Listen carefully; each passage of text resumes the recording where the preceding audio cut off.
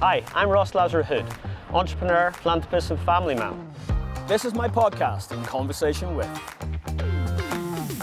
From the boardroom, back to the beginnings, to the present with my guests, talking about business, family and sport. Today we're in London's Trafalgar Square and we're here to meet Andrea Daly. She's the CEO and founder of Money Squirrel, and I can't wait to hear her journey and everything about her life.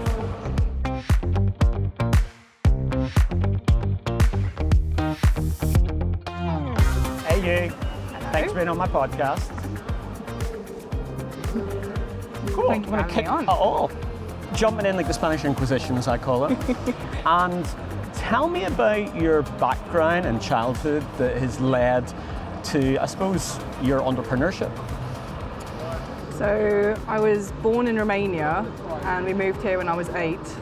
And I think having that beginning, I always account for the reason that I've ended up having such a kind of strong entrepreneurial streak and ending up doing what I'm doing right now. It all ties in together. So because I wasn't born in a wealthy country, I was born in communism, I was never taught to get into debt and to live off of credit. I wasn't taught that that was the way to do it, which I think a lot of people here are.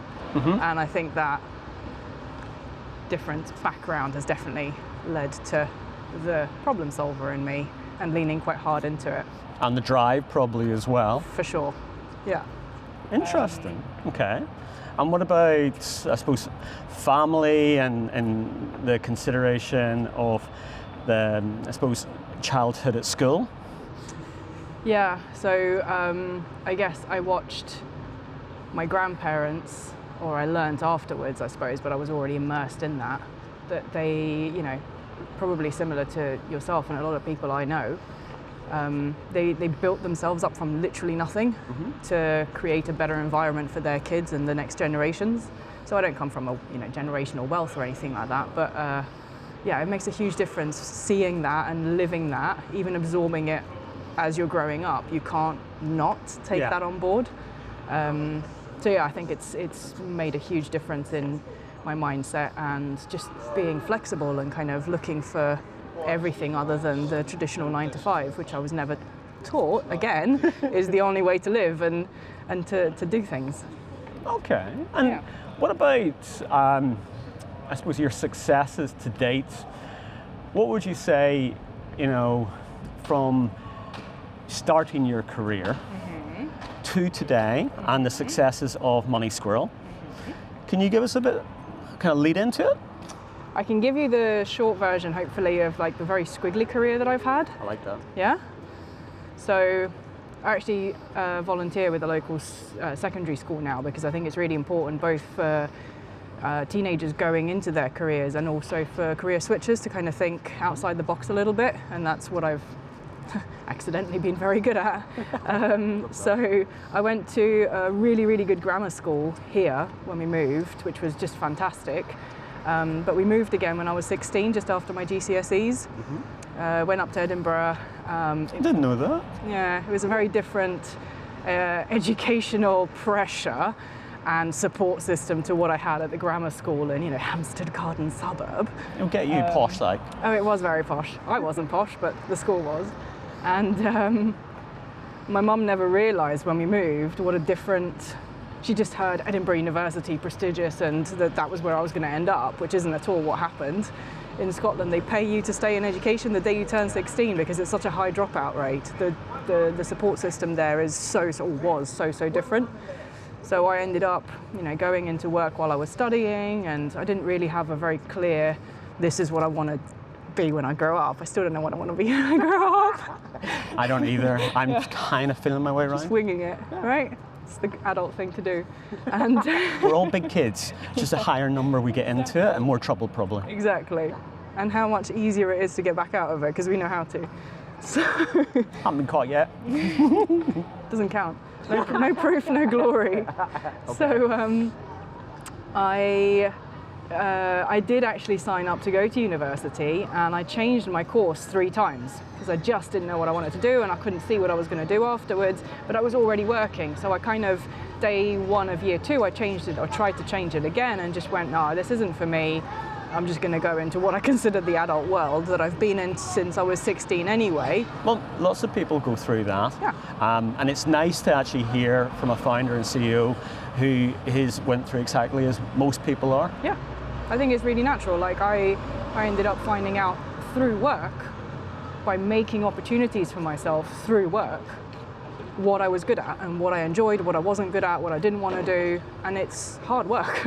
It doesn't just fall in your lap. If you don't have a degree and you don't choose to go on something like a 2-year placement with a corporate company that forces you into those opportunities, which most people don't have access to, you don't get that exposure. And I kind of created it for myself through work. But yeah, I didn't like bumble my way through my career as such, but I ended up through my first admin job straight out of university, that 1 year that I did, I ended up nearly qualifying as a paralegal in conveyancing up in Scotland. So I was working in the solicitors department for both commercial and residential property. Cool. And yeah, I did. I nearly qualified as a paralegal, which would have taken my career in a very different direction. Then I ended up, long story, short version, I ended up in Spain, in the middle of nowhere. We'll call it a sabbatical. It wasn't that, but we'll just pretend that that's what happened. No, I can work with sabbatical. Quickly, came back to London via Scotland, and ended up at about 24, working again just through admin that just sort of seemed to fill a gap. I started this freelance remote job, and within 3 weeks I was training noobs, which was absolutely ridiculous. Like, that's just shouldn't happen, but it did, because it was the sort of company it was and they needed the resources. And I ended up managing this entire third of a business, this entire department. Wow. Again, just filling a vacuum. I didn't plan on it, it just happened. Okay. And then a year and a half later, 2 colleagues of mine and I ended up setting up our own property services company. So at 26, I'm now a company director. I learned very quickly all the things to do better next time, and things to ask and know how to look for and protect myself and all that sort of stuff. Ran that for about 3.5 years.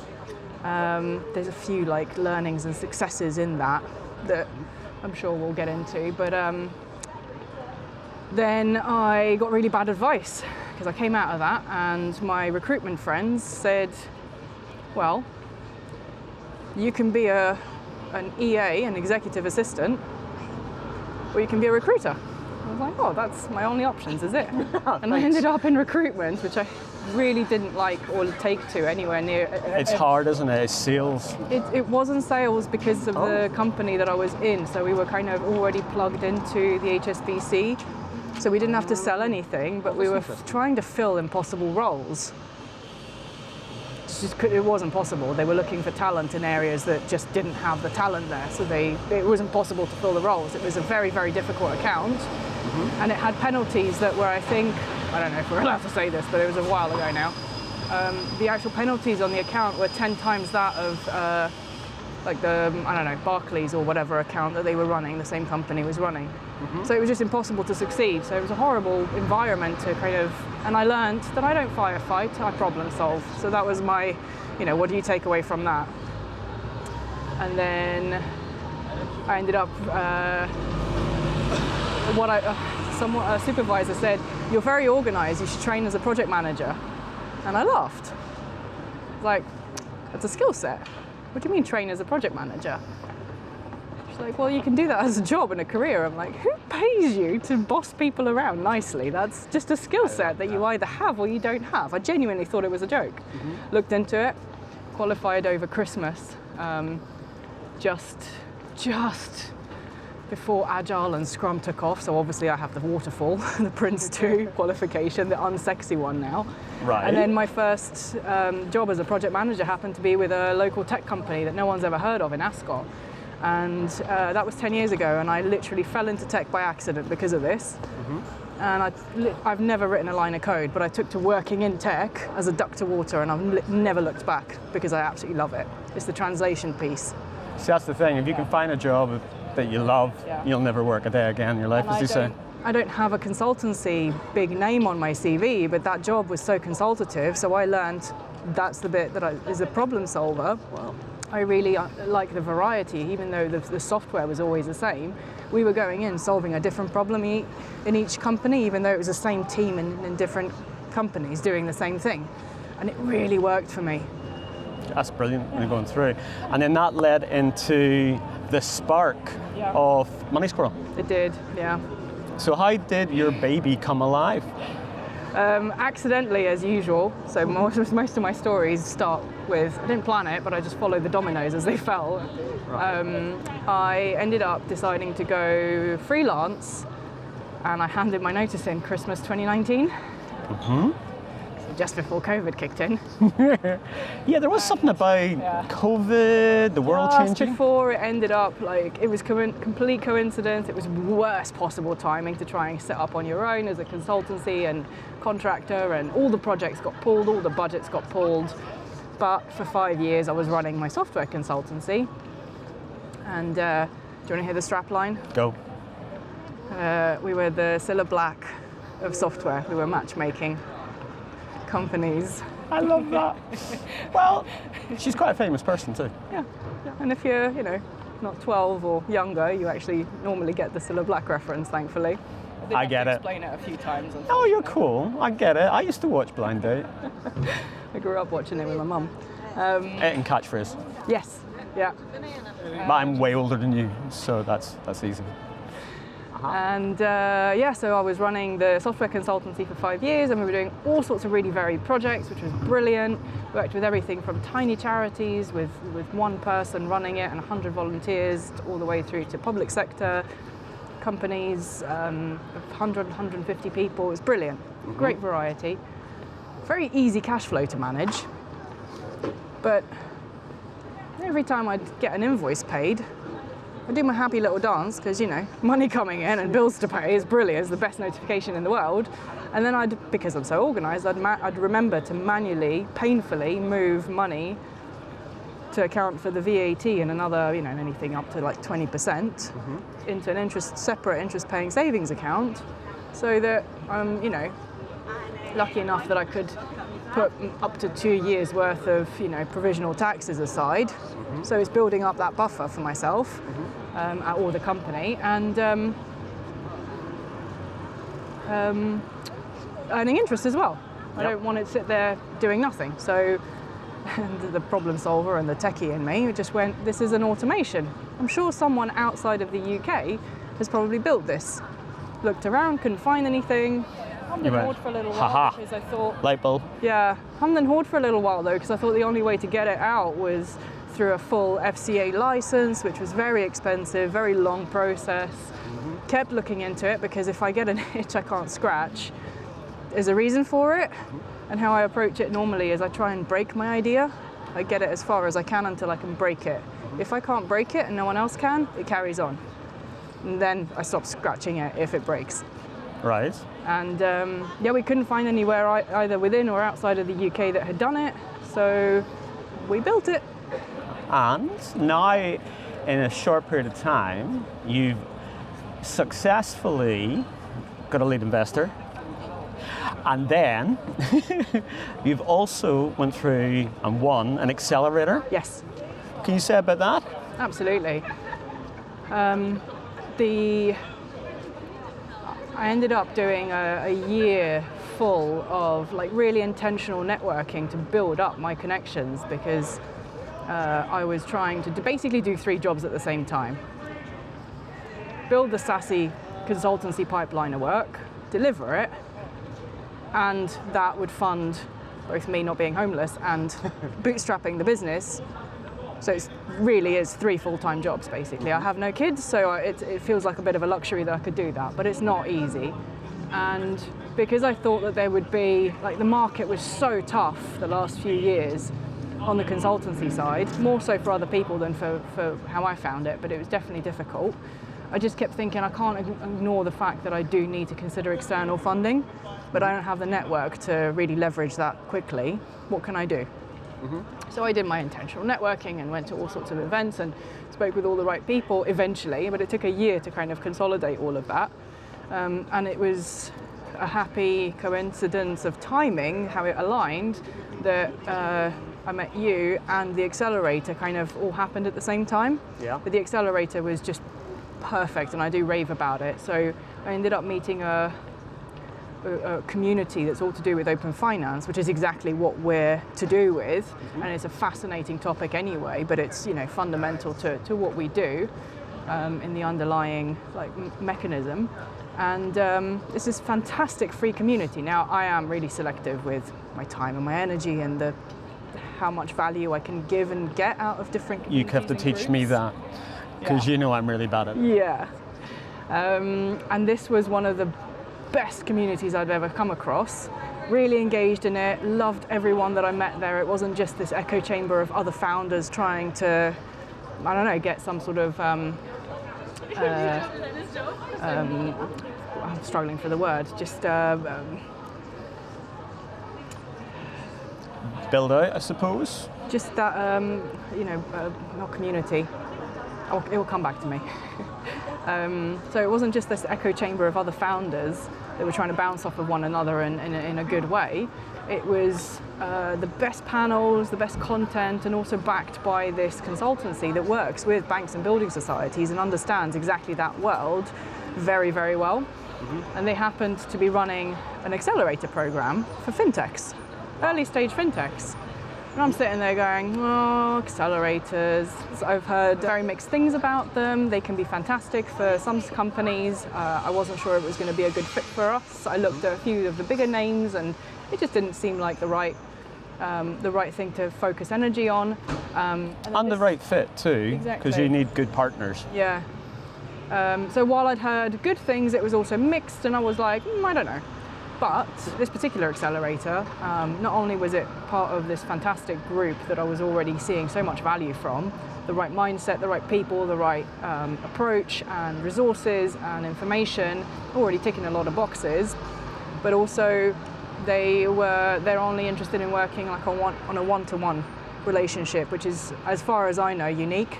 Any Yep. accelerator I've looked at is a bit of a cohort, and then it sometimes might feel, to me anyway, like it's a bit of a fit into that mold, whereas this was a conversation, which was absolutely perfect, because we had a conversation about what it would look like from both sides. So couldn't have, magic one scenario, couldn't have picked a better one. It's already open finance related. They got all the experience and the technology and the mechanism. Again, the natural fit. Absolutely, yeah. And I was very, very over the moon. Doesn't even describe it when they decided to go with us. Well, I have the number that actually applied. It was one winner, which was you. Yeah. So that says a lot, both you as a founder and Money Squirrel. Yeah. Okay, so I think that's a natural point. Can we get some information about Money Squirrel? Absolutely. I'd love to tell you about Money Squirrel. Money Squirrel, we're empowering business owners to do so much more with their hard-earned cash. I do actually count myself in that, but it sounds like I'm then trying to push it onto people. But the idea is that you can, as a business owner, you can link up all your various business bank accounts, especially a savings one. Set a couple of preferences, just percentages. So if you're VAT registered, is it 5 or 20%? And every day, our platform will then read all your incoming transactions, send you a nice little neat notification at 4 o'clock saying this is how much you should split from all the incomings today. Do you want to fingerprint it? Still within your control and your authorization, and then it moves that money from the current account into the savings account. What that does then is it de-risks it for the inevitable HMRC bills, especially VAT. That's a fairly easy one to try and get ahead of, and it turns it into a passive income as well while leveraging higher interest rates. I'm actually really shocked by how many business owners don't have a savings product, which isn't what we're selling, but we're leveraging that. And I'm still it blows my mind. There are people with babies, newborns, that have savings accounts in their newborn's name that the same business owners forget or never even think to open a business savings product. You're right. Which just seems as like we're missing something so obvious, that we're doing it in our personal finances but not our business ones. Well, that's the thing. Most business founders don't think about the corporation and the company tax and Mr. HRMC. So the fact that you're answering that in early days helps people. Yeah. And again, it brings purpose realistically by that helpfulness. The challenge that most of us as business owners have is it is hard enough already to run a business. It's complicated. Honestly, if you don't come from a wealthy background, the odds are already stacked in your favor against you, and it's an uphill battle. It is. It's hard enough doing that without then having to try and manage, even with an accountant's help, even if they're good and proactive. Business finances are complicated, and HMRC don't make it very easy yet. They're working on it. But it's very, very easy as a business owner to go, I'm going to worry about that in a year, and then you bury your head in the sand because it's complicated, and then you go, how am I going to find them, 50 grand for VAT or 20 grand for corporation tax now that I now owe, and I'm now incurring penalties because I just didn't think about it ahead of time.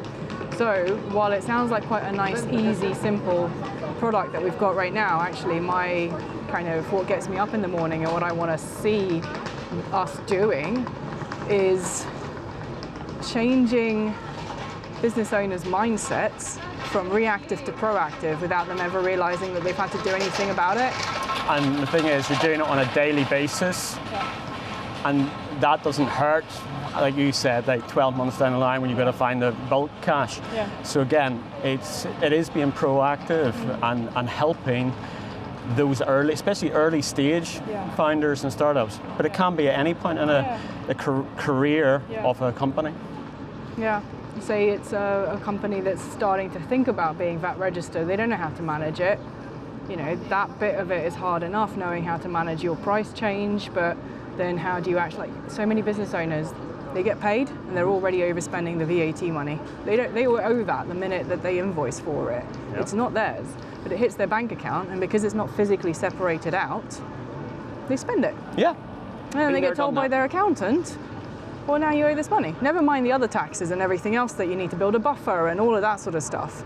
And I know cash flow isn't that easy and simple, but we can make it easier by being a bit more proactive about it and leveraging those interest-paying savings accounts to build more of a buffer. Yeah, and it's able to be downloaded through Android, Apple. It's not even an app, it's just a web application, so anyone with an internet connection can go and sign up and access it. And they can find out all the information through moneysquirrel.uk. Simple. So what drives you as a person then? The problem solver in me. I see a problem and I'm itching to try and solve it somehow. And because of my 10 years now in tech, or working in really exciting tech projects, honestly, I love a shiny, exciting product as much as the next geek, but it doesn't matter, because I always say, it can be the most beautiful product in the world. If no one's using it, what's the point of it? It's actually a pointless product. It's useless. But what drives me is the impact that the right tools have on people, which is what was driving me for 5 years in the consultancy. Putting in the right solutions, which is why I joked about it being Cilla Black, matchmaking, rather than it being just a reseller of, you need a project management tool, here's our Asana price list, and it being a kind of shoehorned in that way. It's the impact on the people doing the day jobs that I love seeing. That's what tech is supposed to be all about. Yeah, it's supposed to be a help. Yeah, and a lot of the time it's a hindrance, because it just becomes one more admin task or one more thing to try and battle if it's not done right. So the problem solver in me, I love to solve problems. I want to try and make a positive impact however I can, and tech allows me to do more than just the equivalent of one person chipping away at something. It's so much more impactful at scale if we ever manage to get there. You will. Yeah. I know you will. I know the sort of person that you are. And which leads perfectly in. You've already had a success of partnering with Sage. Yes. So tell us about that. We were always planning on integrating with the accounting packages, Sage Cloud, QuickBooks, Xero, and Free Agent. We decided to prioritize the Sage integration, so we're now live on the Sage Marketplace, which is awesome. Congratulations. Thank you. But also we managed to truly partner with Sage, where we've got, we ran the first our celebration event, actually. Our launch event was hosted by and with Sage. At the famous Shard. At the famous Shard, with beautiful views there. We had a nice day for it as well. And now we've got another event coming up that they're kindly hosting as well. So yeah, true partnership, not just Lip service, I suppose. on the marketplace, which anyone that gets approved can do that. So really, really chuffed with that. No, well, thank you for that. And I think it's going to lead us nicely into your quick fire, as I say, your Spanish Inquisition. Okay. So I think we're going to go and grab a wee bit of respite. Nice. And I'm going to deep dive into your soul. Sounds terrifying. Good.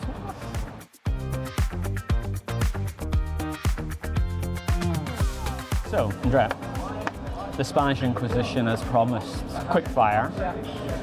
Give me 3 books that you enjoy, or have enjoyed, should I say? Classic, I'm going to go with the Three Musketeers series, which is why I'm going to Paris and Versailles next week, because I've wanted to go to Versailles for forever. And have you read 20 Years Later? All of them. Have you? All of them. I'm impressed. Yeah. Over and over and over and over again. It's one of my favourites. And what do you call it? The Count of Monte Cristo. Yes. I love it. Yes. Anything that he wrote. Yes. Then absolute classic also that I haven't gone back to for a while, but Pride and Prejudice. Ooh, good. Same. Binging that. And then I'm going to go with a series that I've now read twice over, and I'm still absolutely obsessing / stalking the author to do more. The Dungeon Crawler Carl books. There's a series of 7 books, and they are absolutely fantastic. I've got one of my friends recently hooked on them. Okay. Yeah. And what about 3 Steps to Success? I'm going to go with trust your instinct, but sleep on it. I learned that the hard way. Talk to everyone, but also, and again, I learned this really hard way last year, everyone's got an opinion and a very loud voice normally. If they come to me with just an opinion, no solution, I filter it out. I listen, I say thank you very much, and then I do something with it, and I'll normally filter it out. But I talk to everyone and I listen to everyone. Okay. 3 foods. Nah, easy. Does coffee count as a food? I can. Okay, that's 1. Gotcha. Ice cream and cheese, especially because we met over cheese randomly. Well, and I'm going to deep even further. Favorite ice cream, favorite cheese. I don't have a favorite cheese. There's no such thing. All of them, Okay. as long as it's not halloumi, which I do eat. But like, why make squeaky, boring cheese? Yeah. Favorite ice cream. So my favorite ice cream flavor is mint choc chip, as long as it's the good stuff, or frozen yogurt. Almost any flavor. I love frozen yogurt. There's the truck. It used to be a bus, but now it's a container in just outside Waterloo on the South Bank, Snog. And they do the best frozen yogurt, and every time I'm there I'm like, I know exactly what I'm going to have, because it's the one that tastes like Nutella. It's hazelnut and chocolate, and it tastes like Nutella in just happiness. I love that, especially in days like this at the same time. 3 holiday destinations. I'm going to give you ones that I haven't been to yet. Tokyo, Australia, Japan, Australia, and I'm going to say Brazil, but also anywhere in the South America, basically. Yeah. And I think you'll visit all of them, knowing you. I hope so. Touch wood. And 3 ways you try to relax. I read a lot. Pure escapism, fantasy, and whodunits. So Love whodunits and thrillers. Thursday, but Murder Club. We're both obsessed, and with the new one that he wrote, right? I love that. Haven't read it yet. I might grab it off of you. I a lot of music, and I also probably shouldn't, but I dance like no one's watching as well when I'm in the mood. Cool. And I dip in and out of video games. I'll go to them if there's nothing else going on. Pure escapism though, so I really do love sunshine and sea. And I'm a water baby, so whether I'm scuba diving, that's a luxury, or just anywhere near the water, that really does relax and resets my brain. And I talk to fascinating people. I just surround myself, and I'm lucky enough that I get to meet these fantastic people. And if they happen to not be anything to do with my world and my work, Even better. because it's pure escapism of the best kind. They have the most fantastic conversations, and I just listen and learn and absorb, and it's amazing. Well, this is why I set up the family investment company, because I get to dip into other people's world and learn more about the world. Yeah. And I just love meeting people. And kind of like the scuba diving, it's the only one place that I get to relax because you can't hear anything and you see beauty. Yeah. And some people have different ways to shut the brain, Yes. because my brain is always working, and I don't know if it's dyslexia or not, but that is the only time where I am utterly switched off as scuba diving. Yeah. For me, it forces the reset where the only thing that matters, and it's very, very rare that this ever happens, because I can't make it happen like with you with switching it off. There is no off switch. The only other thing that matters that day is the dive I've just done and the dive I'm about to do. And that's a luxury, absolute luxury. So that leads into the last quick fire for you. And how many hours a day would you say you work? Anything from, and I do not condone or glorify the hustle culture, but sometimes I will log on a weekend, anything from 2-3 hours to, if I'm doing events in and out of London, 17 hours. But again, I'm not condoning the hustle culture. There's got to be a balance. So, Which you know I don't have. I say there has to be a balance. I didn't say I have one. Well, thank you for that. That was great of you, and I was gentle, I think. Can I ask one? Yes. It's not a quick fire. Go. But how and when did you know that you've got the entrepreneurial spirit? When did you kind of go, the 9 to 5 isn't for me? I would say it was in my last job where I've always had entrepreneurial spirit because of leading and building portfolios, insurance portfolios. But it was the last time that I was in the corporate ladder in my last insurance job, sitting around a boardroom table every Friday, and the CEO just saying, "Are you up, are you down?" Did not want to hear the logic, did not want to hear the whys and the hows. They just wanted to know that you were up, and then you got a bollocking if you were down. And to me, it wasn't about continuously building a portfolio, it was about making profit and making sure that it was sustainable. Okay. That was the click that I needed to do it myself, and instead of making other people money, I knew I could do it better, and I could treat people better who would work not for me but with me. And that was the trigger, and that's where I decided I wanted out of the corporate race and I wanted to be my own. How long ago was that? It was in August 2016 when I resigned. 2016, wow. So nearly a decade. Nearly a decade. I am old. One of those. But it was the right decision, it worked, and it's been able to now sustain my life going forward. And it's one of those, some people aim for retirement. I don't. I look that I'm going to keep going until I finally drop, because I love it. You don't get an off switch with this though, right? You've got two speeds. You're on or you're off. And if you're off, and I'm never up. But it's, again, I'm a different animal, that I work 24/7, 7 days a week.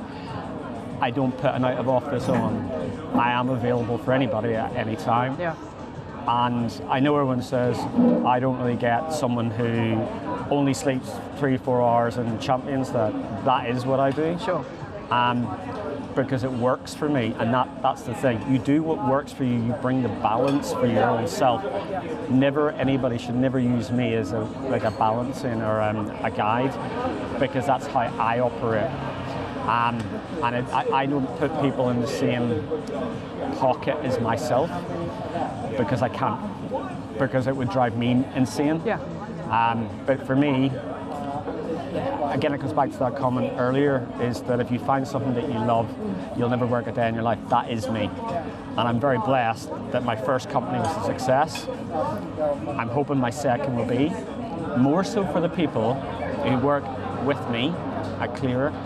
And then the family investment company is there to facilitate a purpose to help startups scale and nurture those people who are willing and wishing to have their dream become a success. And that's really how I work.